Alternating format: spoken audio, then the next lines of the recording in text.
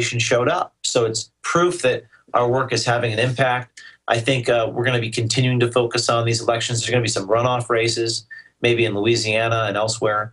And you know how much I love Louisiana, having gotten in trouble down there. So we'll see what we do there, and stay tuned. Right, and that's another thing I wanted to touch on with you. You know, you're an investigative journalist. You're going out and covering these very controversial topics. And you just said it there, you know, the mainstream media, they'll often come down on you. You know, what's your experience? I'll tell you that, you know, here at Infowars, a lot of times we try to go to a press conference, even when we get the credentials. You know, myself and Joe Biggs went down to the border to talk to Nancy Pelosi. And we called the PIO or whoever the person was, and he said, yeah, I'll send you the information. He never did, so we drive down there, and then they don't want to let us into the press conference. You know, do you encounter anything like that? If you, you know, you do a lot of hidden camera stuff, but if you go with your cameras out in full view, do you ever encounter those type of situations? I was in the press conference last week, and the Associated Press guy, he says, now you're not even a news organization. He's sitting in the audience. He's asking me a question. I mean, I held a press conference, and everyone showed up. NPR showed up. AP showed up. Local ABC, NBC, Eyewitness News. And and he was saying, well, you're not a journalist. I said, well, I am a journalist. And he said, well, when are you going to release your full raw videotape?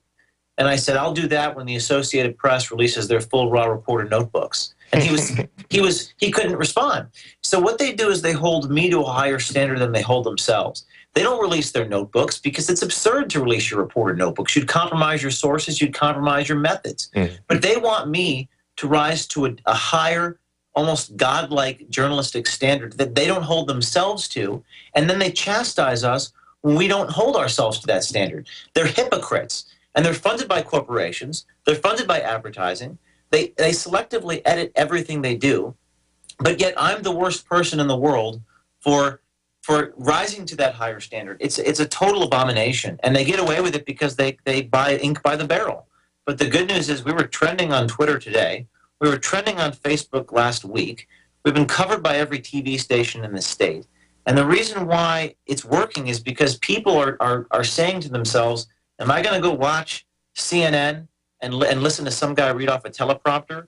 Or am I going to go to Project Veritas and watch people actually do adversarial journalism that Mike Wallace, Diane Sawyer, and Upton Sinclair used to do?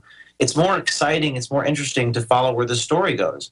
So people are taking their eyeballs away from the TV sets, and they're starting to get their news from independent people who actually have the courage to do the things that the corporate media can't do anymore. So in other words, I'm hopeful, I'm optimistic about all this.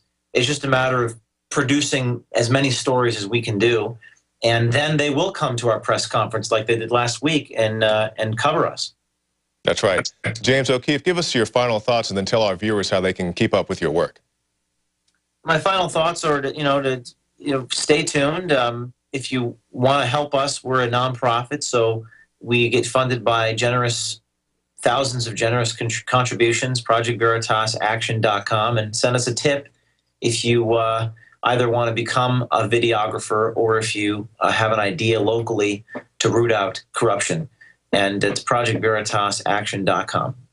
All right, James Okeefe, Project Veritas, thank you for your time. Thank you.